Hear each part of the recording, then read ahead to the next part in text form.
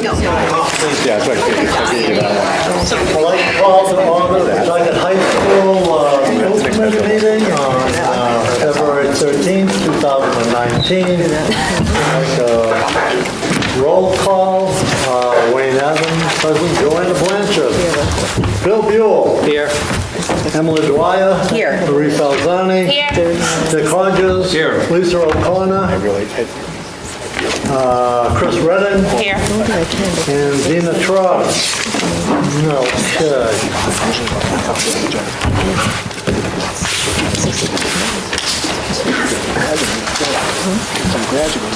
Yeah, we could stand for the Pledge of Allegiance, which is right. Pledge of Allegiance to the flag of the United States of America and to the republic for which it stands, one nation, under God, indivisible, with liberty and justice for all.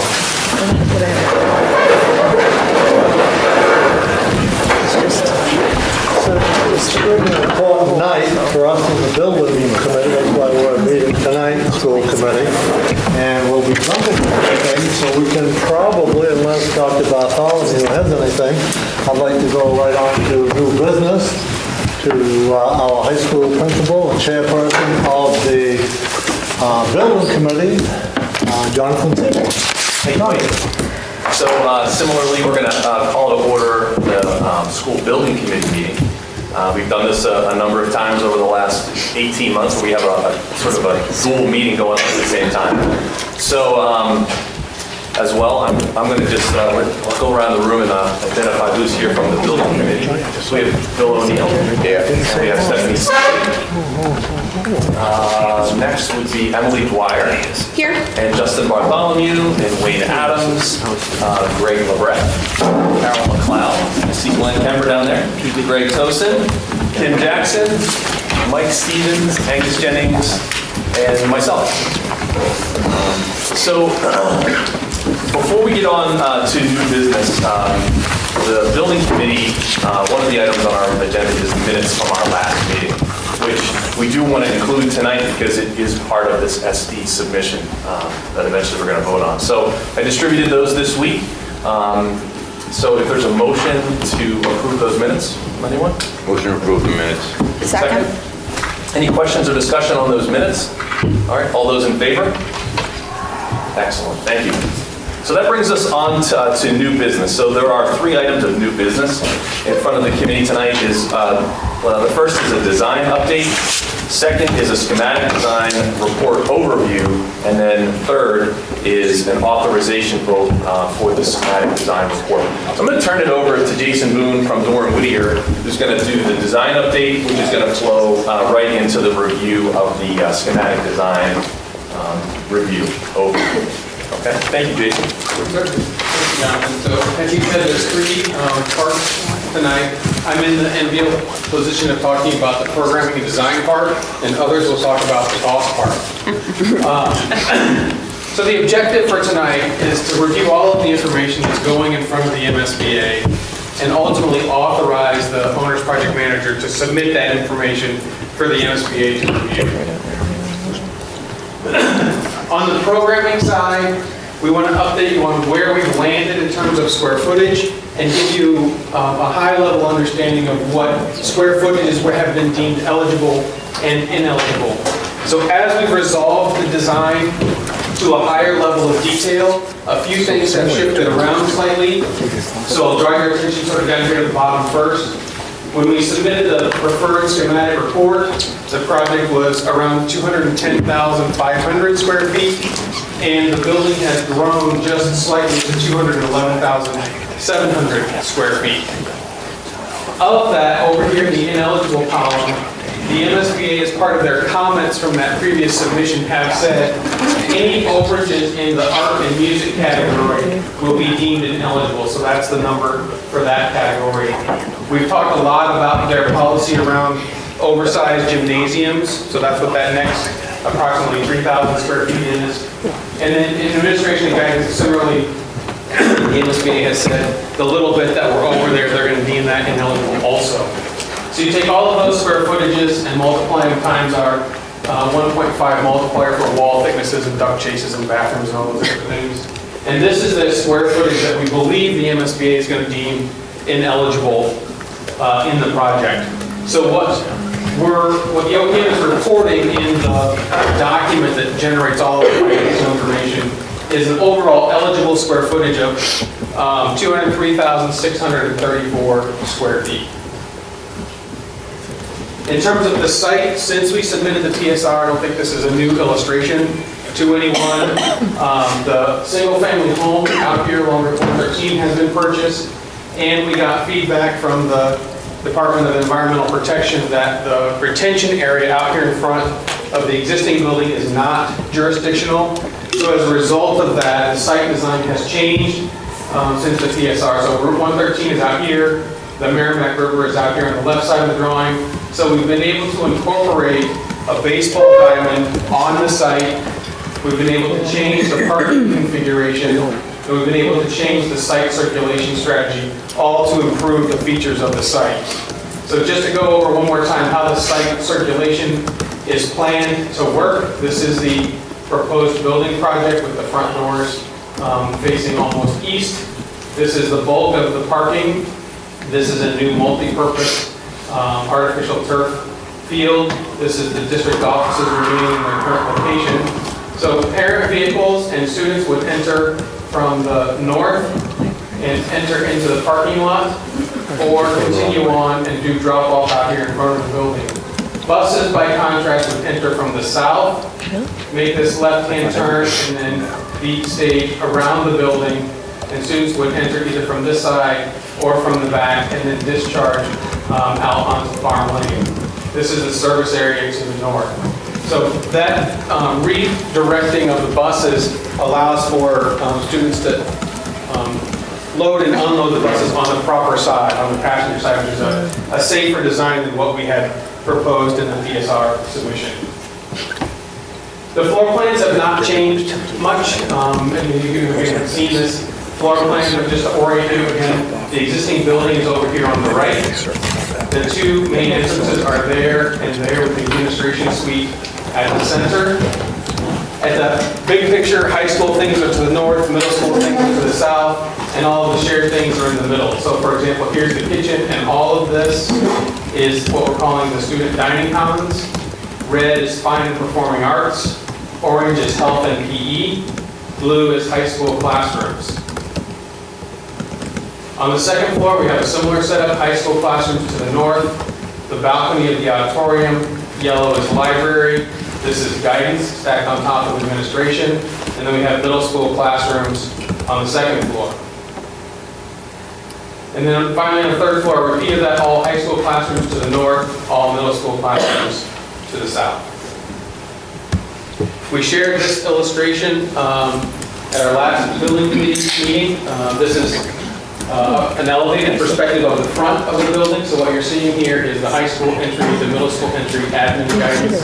This is the gym here to the left, high school academics to the right. And the overall aesthetic concept we're trying to achieve is this idea of a campus of buildings. So what you have now, so what we're trying to create is the illusion that this is a building, and that's a building, and that's a building, and that's a building, that have all been stitched together with these community spaces in between. Community in the sense of gathering places for students. And then here's an early rendering of part of the dining commons. What you're seeing is the forecourt out here beyond the glass wall. You're seeing the entrance to the auditorium, and that this has a much more collegiate student center feel than what the cafeteria is that we're sitting in right now. This would be a stair leading up to the high school wing. This is a bridge connector that goes from the high school wing to the library and guidance features. So with that, I'll pause and controls over to Dr. Bartholomew. Do I get to use the clicker? You got it. Don't put it down. As long as you don't put it down somewhere and forget where you put it. No, that's the plan. So just going back to where we've been and where we're headed, the goals of what we were attempting to do at this point. First one up there, you can see, we wanted to make sure that everything in this process, there weren't going to be any surprises. There's absolutely nothing worse than someone saying, you owe me $5, and then coming to you later saying, actually, it's $5.25. If it's going to be $5 and we say $5, we want to make sure it was $5 or if it was $4.90. We didn't want to go above. We wanted to try to avoid being above at all costs. So we wanted to make sure that everything, this was an all-inclusive number. The second thing out there, the VE. If you're in the audience, you know what VE is, raise your hand. Okay, good. So an educational opportunity. VE stands for Valued Engineering. When we went through on this project, back in the PSR, first schematic report back in July, it was $155.4 million. And that's just a guesstimate based on, we don't know what the outside's gonna be, we don't know what the grounds are gonna be. So there was a big assumption on, we're gonna put the highest quality materials in this and get an estimate. So when we went through this part, we did the same thing. We wanted to initially start with, we still want those high-end materials, but more importantly, we wanted to make sure that we did due diligence in going through and taking out the things that weren't critical. We want, when I say we, everyone at the table, and I want that every Thursday we meet. So you had Greg Haddon, myself, Greg LeBrecq, Mr. Adams, Mr. Seymour, and Mr. Kelly, along with, we met with Mr. Brad, Jason, and John. We wanted to go through and cut out anything that was not going to be necessary. And I've used this example a little bit before. Every day, we have children and adults coming into this building. If you don't know any different, it seems okay. It seems okay. But if you've seen new buildings, it is not okay. So if you value engineer, we don't need gold floors. We don't need terracotta all over the place. We don't need, what's that stuff that I described before? Terrazzo flooring. We don't need terrazzo flooring. We need a solid educational facility that meets the needs of our programs, meets the needs of modern day education, and our students and teachers will be successful. And the third piece up there, so value engineering, we went through, and we didn't need, we like brick. Brick is cheap. Brick is durable. Brick is low maintenance.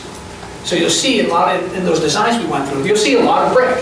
Now, it didn't start off as brick. It started off as something fancy. But then we went and cut all that out. And the other big thing was that in schematic design, so schematic design, again, this is, in July, it was a concept. And then Doran Whittier goes through and starts putting together, say, okay, we got this information about the ground and on the site. So we know we're gonna have to make some adjustments here. We're gonna start putting together, this is maybe what the hallways will look like, this is maybe what the entrance will look like. And even at this point, we're only about 15 to 20% complete. So it's not completely done, but we couldn't say in a science room, this is what it looks like. But we have a good idea, we have a good estimate. Critical at this point, we wanted to be sure that at this point schematic design, that the number we came back with was less than or equal to what we said back in July. And again, July, and I said this before, people are using that July number and they're going around and speaking as though this is what the building is going to cost, this is what people are going to pay. That it's an estimate. And even at this point, this comes off of 2 brand new estimates that were done at the start of this month. And after those brand new estimates were done, then we go through and we do the value engineering. We go through line by line the things we're going to take out. So if you ask me right now, what kind of desks are we going to have in the classroom? I don't have an answer for you because that is so incredibly detailed. If you ask me how many classrooms we have, someone has that answer. If you ask how big a classroom is, we have that answer because that's the kind of detail it's at now. So anybody have any questions on that? All right. So the next part. You want to go back to that? Oh, sorry, the process. Thank you. So, Getting excited. again, so, how would I just describe the schematic design? So designer, so Doran Whittier goes through, they start to take that concept and make it a reality. And each one of those things gets us more and more detail, so we know what the cost is going to be. But we also know that because it's going to be out in the back, we need to go through geotechnical. So you put these big borings down, and it comes up and it says, okay, here's the type of soil, So this is what you're gonna need for footings, this is what you're gonna need for a foundation. And that gives a lot of information. The number 3 is probably the most challenging. You have to get everyone at that table on a Thursday, every Thursday we meet, to agree that these are the things we should cut. That is not an easy thing to do, and in all respect to Dora Whittier, who's done a very good job. I'm cheap, Greg Haddon is cheap, Craig LeBrecq is cheap, Wayne Adams is cheap, Jonathan Seymour is cheap, and Ken Kelly is cheap. We don't care if it looks pretty. We want a functional space. So that's something that we've done a lot of back and forth.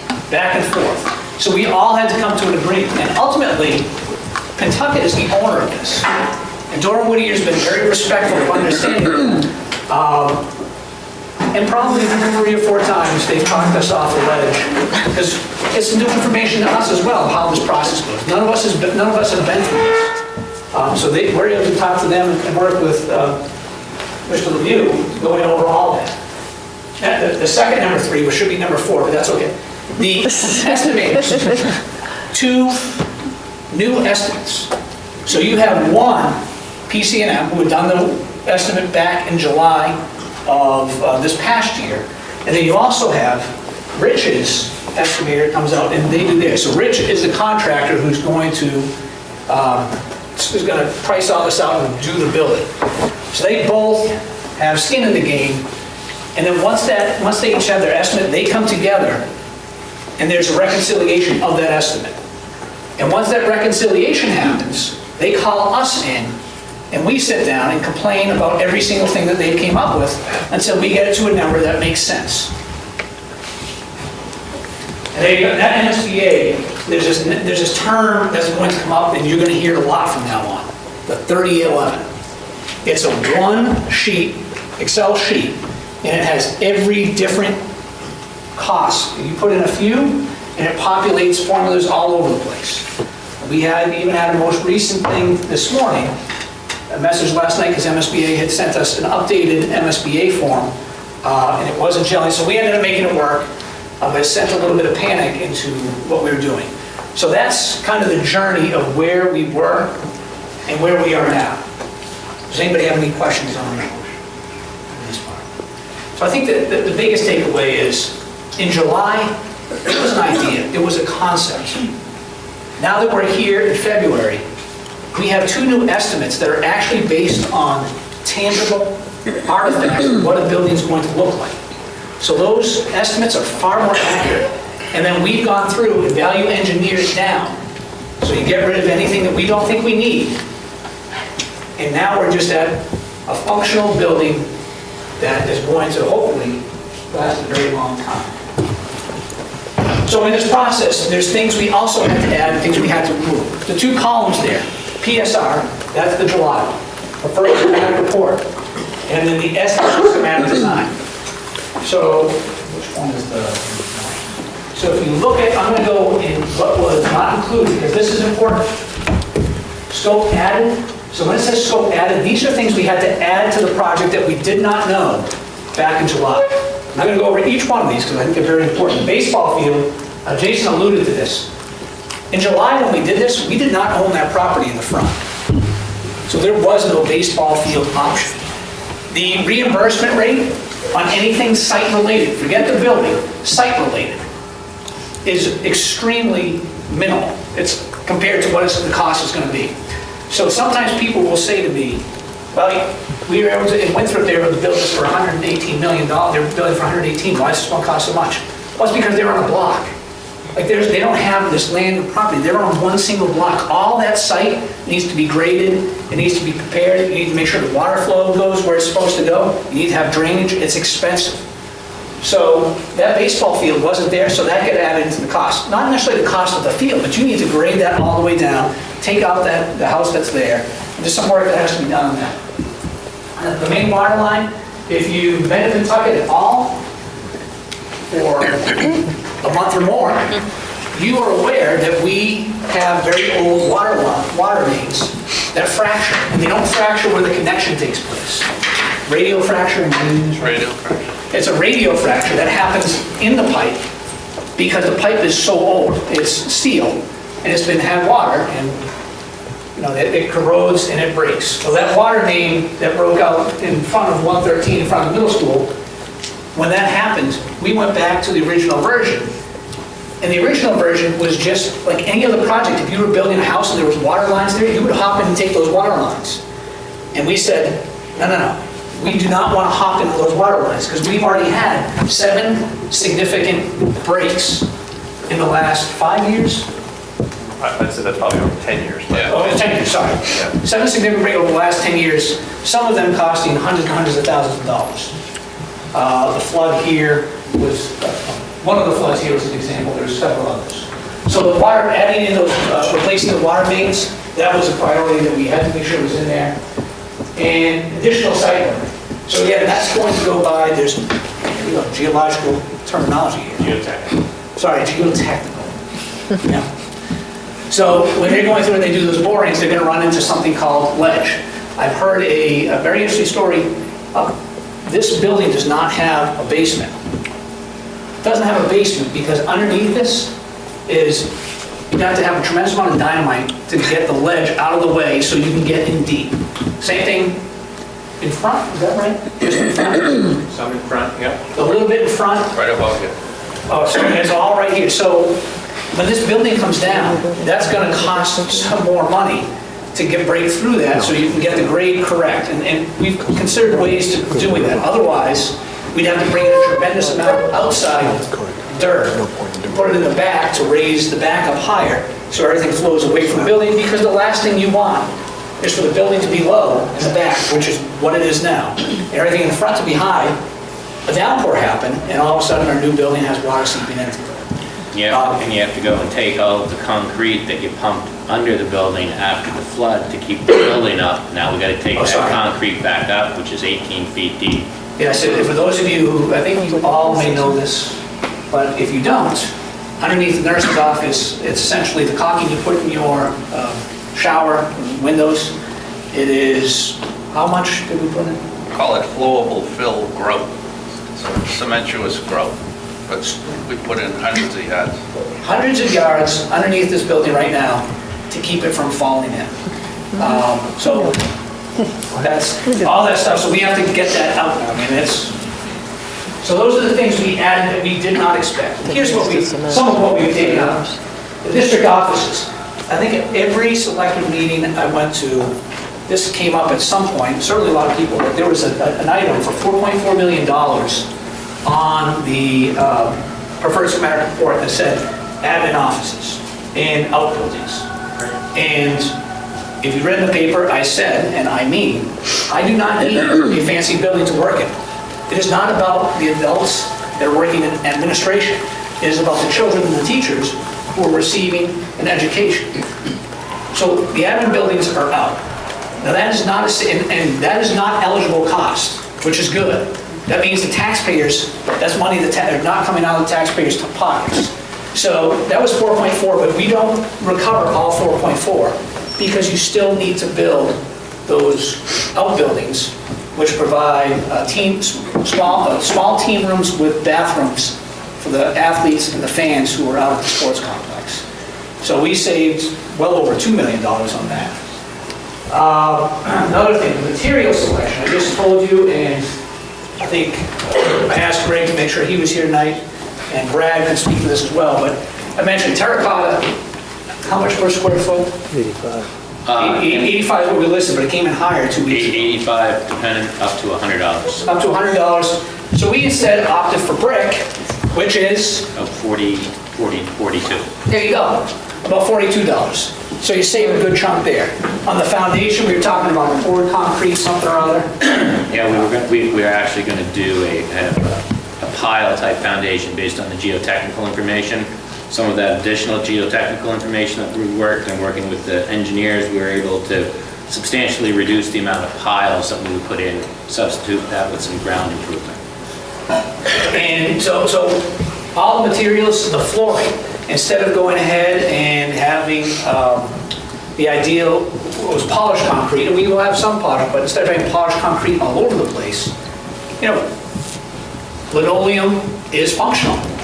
You can walk on it, it's durable, and some of the key, it's clean, you can clean it. So every single school we went to, both Mr. Haddon, myself, and Jonathan talked to the athletic directors, we talked to the facility, the head maintenance of each building, talked to the principals to find out what they liked, what they didn't like, and every different fixture, how easy was it to clean, how durable was it, what are the problems you've seen, what are the things you've liked, and that's how we've gone through and looked at all the materials. Just, we don't need a high-end, something that's high-end unless it's going to save us money in the long term. Landscaping and hardscape, that's a good chunk of the budget. It wasn't a huge chunk that we've taken out of the scope, it's 10%. 10% of the landscape budget, but where we really saved money on the landscape was the cut and fill. Was to cut the what? The cut and fill based on the grading. Oh, yeah, so the whole thing that I mentioned about the grade, instead of bringing stuff in, we're going to take from stuff where we cut in the front and move that to the back, and that will save us a good chunk. And then the slab and the foundations, I'm out on this one. It's just what you were just talking about in terms of the foundation design, but we also, made some other improvements in terms of what we're doing underneath the slab, just to save some money. So these were the kind of the big items. And there's a detailed list, and these are all things that we scoped out right here to drive this cost down. And there's some things that we've put kind of on the side, that if we end up saving money, we can add them back in, but for the most part, this saves big money. I think the one that most people are aware of is the one on the top, the district offices. I think the quote paper was, I would work under a tent as long as it was, and I will. That's completely fine. Okay, so on the money part. Again, PSR is before schematic report, SD is the schematic design, where we are now. So this is the big reveal. The total project, we said it was $155.4 million we put on. We've been able to, after the estimates and cutting it all back, drop it down $9.1 million. That is a good chunk of savings. So knock that down 9.1. Now, over here, these numbers are based on average household income. So Roland, Merrimack, West Newbury, this is where it had been, and this is where we are now. And I need to be very, I'm going to stand this way and look at the screen so these cameras pick me up. I want to be very, very specific about these numbers. No, he said no. These numbers that people were taking as the absolute fact, these were estimates. They were based on 30 years, 5%, and $155.4 million. And they were based on 2018 assessments. New tax rate. These numbers are based on this new number. They're based on what's called, we were looking out at other possible options, and we can do something called a non-callable bond. So this is based on a non-callable bond, which is a fixed loan that you do not get to change. And this is at 2.75%.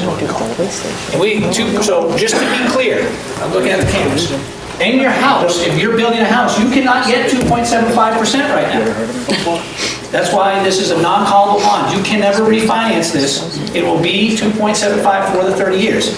The other option is to go a callable bond that you would what do you think about? 3.75? For what?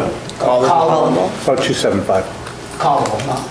Callable at about 3/4 of a point to it. Okay, so it'd be about 3.5 to 3.75. And we still think that 2.75, that is somewhat conservative. But here's the thing. Could not be more clear on this one. I need to make sure everyone understands this. All of these numbers, we don't know. And so if all of a sudden the cost of materials goes down, this number goes down and these numbers go down. If the cost of materials goes up, we have contingencies built in. So we can have a buffer of 6.4% total? Yep. 6.4% of the building project total to cover that. But we don't want any surprises. Interest rates, if interest rates all of a sudden start dropping down, these numbers drop down.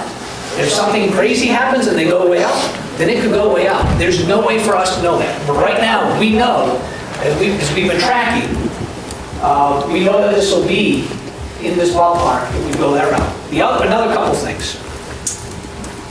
What we hope to do is, as this process goes, we're going to track these numbers again. We'll do them again for March, and we'll do them again in April.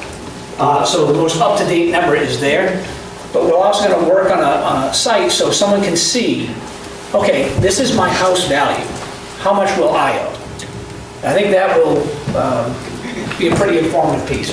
But you can see it's a pretty significant difference. The bottom line here, do not disregard this. We sometimes talk about this is such a long process, and yes, it's been over 4 years at this point. But the MSBA, the state of Massachusetts, or the Commonwealth, is giving us $53.1 million. That's an estimate as of right now. We'll know definitively in April, but $53.1 million to do this project. That is money we do not have to pay. If we decide we don't like this, we don't like this project, we don't like their rules, we're on our own. We're on our own for this amount if we were going to do exactly this. That 53.1 is theirs, and I'm not going to go over the whole thing, but just to recap very quickly, it's been 20 years. We were just invited back in 2015. The rate back in 2099 was 72% reimbursement. The rate about is 52.89. It's actually a little bit higher because you do get points. 2 points for lead silver, 1.5 for maintenance. So it's a little bit higher than that. But again, it's simple math. But ultimately, tonight, what we're going to discuss is this number right here. This is ultimately the vote tonight, is whether or not the committees, the school committee, the building committee, approve us submitting that to MSBA for their review and approval. And I just kind of went over this, but I'm going to let you read this. This goes over all the assumptions. We had another slide with the assumptions back in July.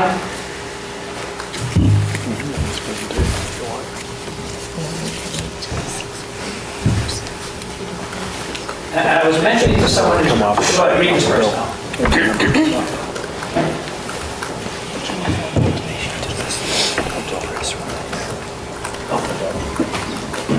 Okay.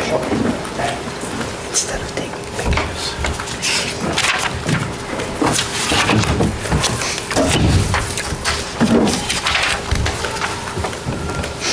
Everyone, number 8. Student enrollment for a town, the assessed value of your house, cost of product, and interest rates. That's what impacts. So while I'm telling you right now, 275, we still think that's conservative for non-callable, but we're talking about securing a bond. How far from that? The bonds? The final bond won't be until construction's done, but you'll take a good hunk of it right after the process, right in July. Okay. Because we need the cash flow to start paying the thing. We have, I think, a good clarification. Tonight you're not voting on the number, of course, the voters vote on the number. Tonight is just the approval to submit the schematic design to MSBA. Anybody have any questions on this? Yes. Does that include your tent? You know, the tent is not included. I have, you can borrow mine. Well, there we are. See, this is the great thing about a community, right? We can You can actually have it, I'm not that big of a camper.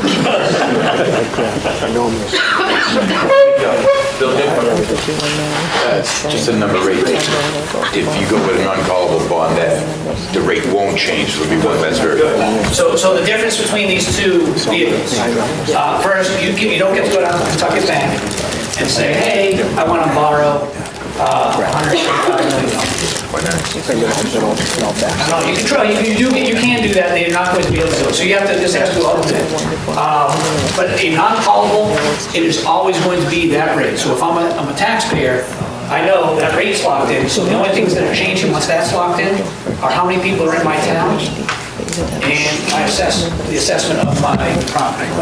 That's it. On a callable bond, which is a higher interest rate, which would be a higher payment, you can refinance it. So if interest rates drop down, you can go ahead and refinance that. On a non-callable, you could not.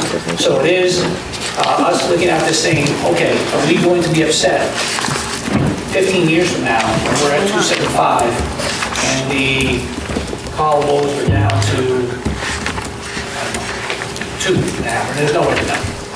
I personally think 275 is. If I could get a home loan at 275, I'd be extraordinary. And the other thing, of course, this is where we are right now. No, does anybody have any questions? Questions? Yes. I couldn't read the number of square footage that's ineligible. It's way back. It's around 8,000. Or 8,000, okay, thank you. 5,300, I think, multiplied by the 1.5 value. Thank you. So there's that multiplier factor. The whole presentation, every slide.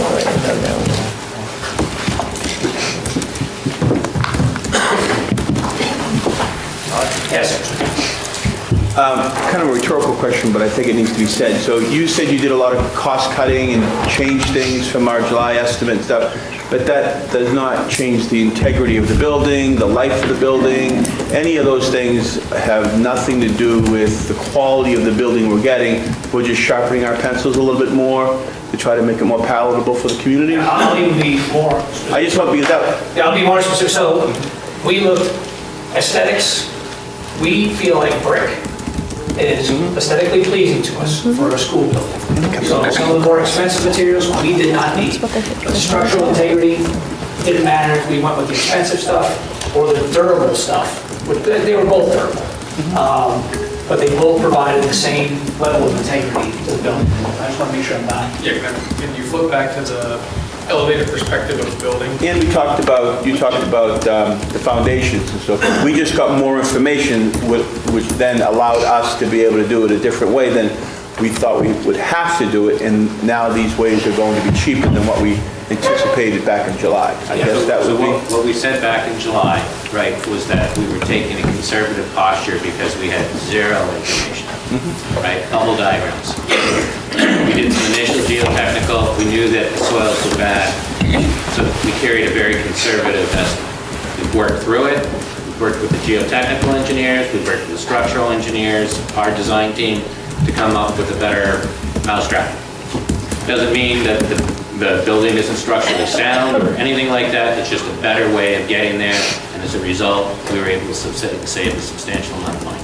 So to give just a couple tangible examples of that, looking at this illustration, in the PSR estimate, the admin block that's right in the middle was carried as all terracotta. So now that design has been revised to be made out of brick.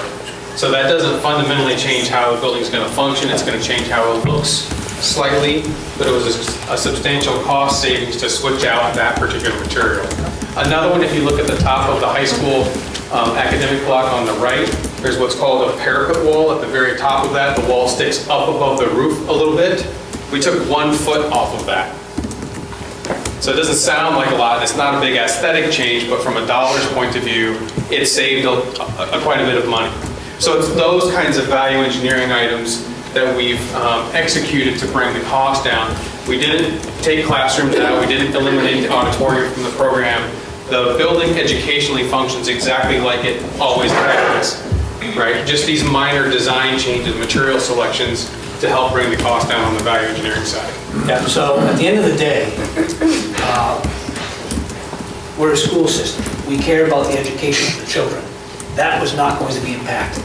If someone comes up to a building that's going to cost $146 million, it should look nice. But it did not need to have the most expensive materials on the outside. So we went with the materials that were going to be durable, easy to clean, and even now in the process, again, we're only 15, 20% in. There's some ideas we have of other things I'm gonna float one right now. So using a lot more, so using asphalt instead of concrete in some areas, you could save some money. So those are things we're looking at, because it's cheaper per square foot, and even though it only seems like a $2 or $3 difference, when you multiply that times tens of thousands, it comes up to be a big amount. But ultimately, the integrity of the educational programming was first and foremost the priority. Quick question.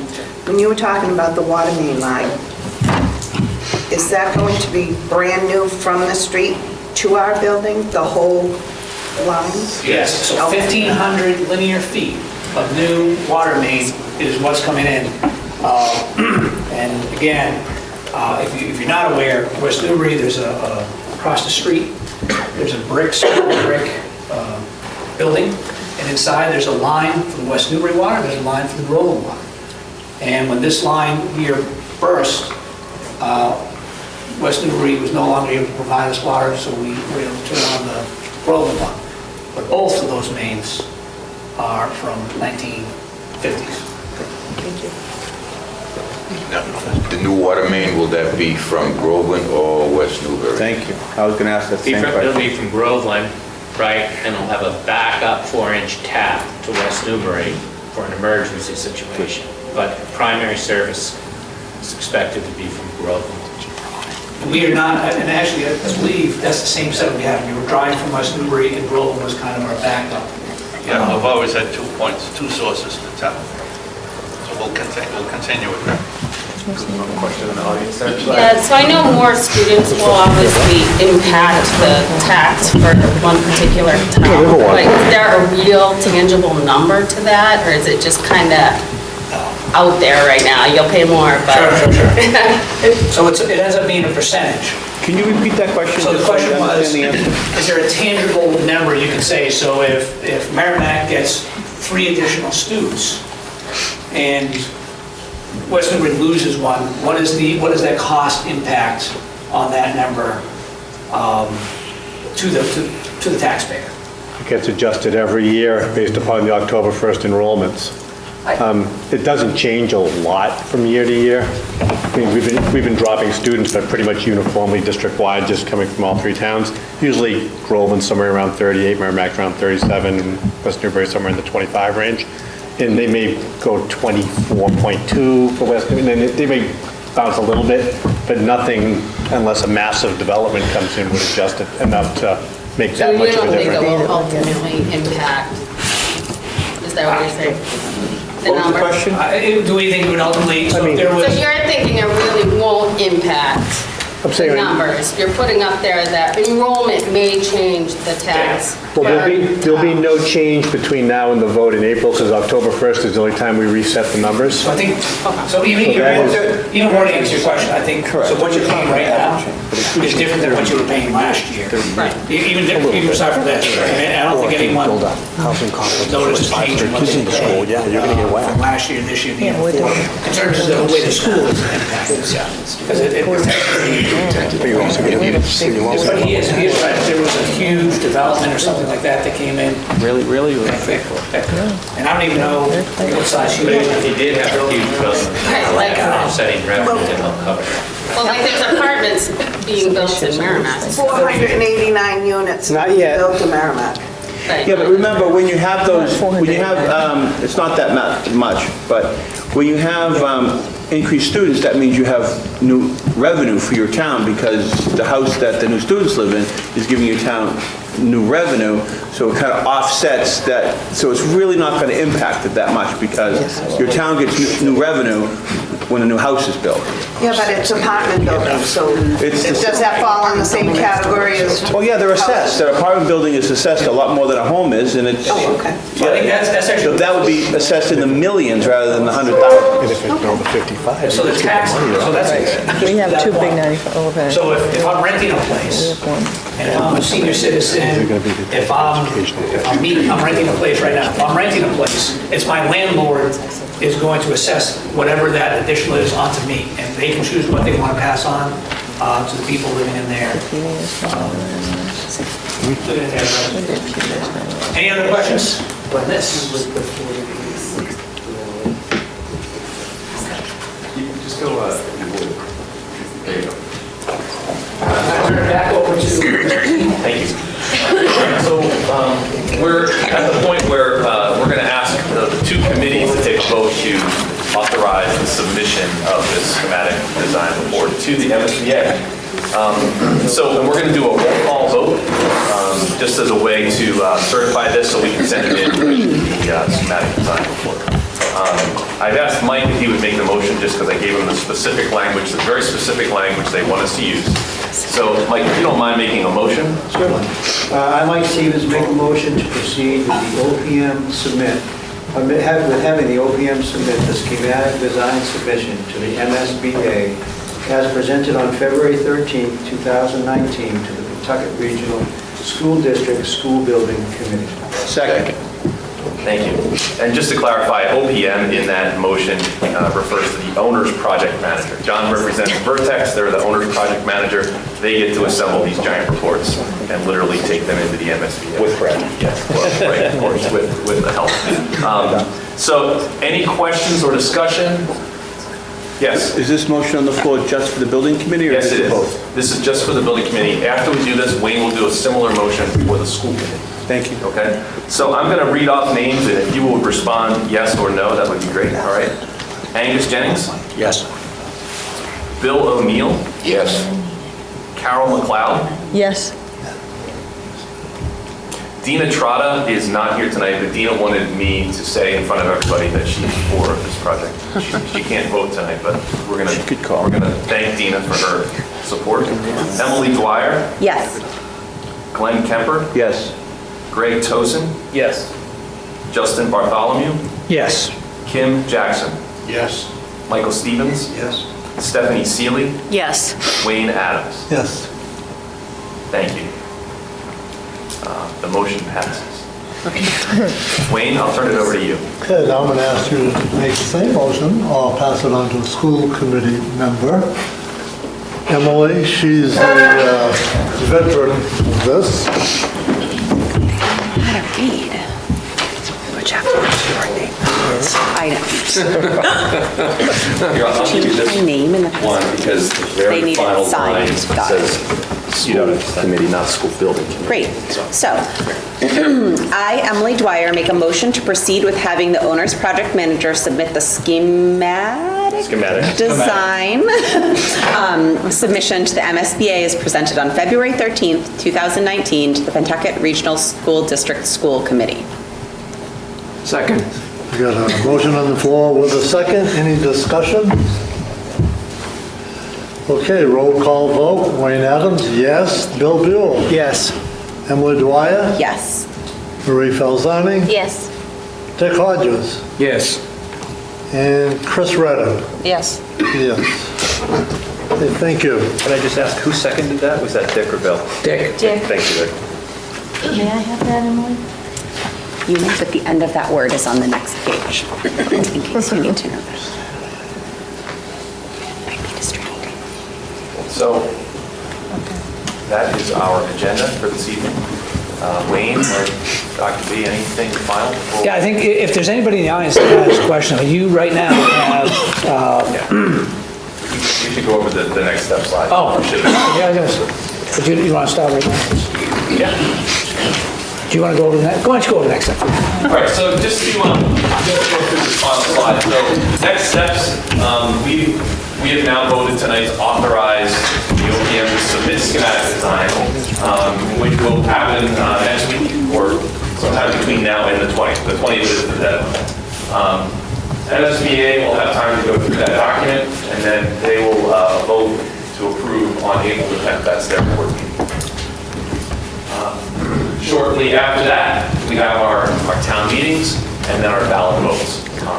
So it was actually mentioned to me by someone that, there were some people that were surprised that it was 2 votes, right? So it's just an opportunity to kind of clarify that there is a town meeting vote in each of the 3 communities, followed a week later by an actual ballot vote, right? So it takes both of those votes to be approved in all 3 of our communities.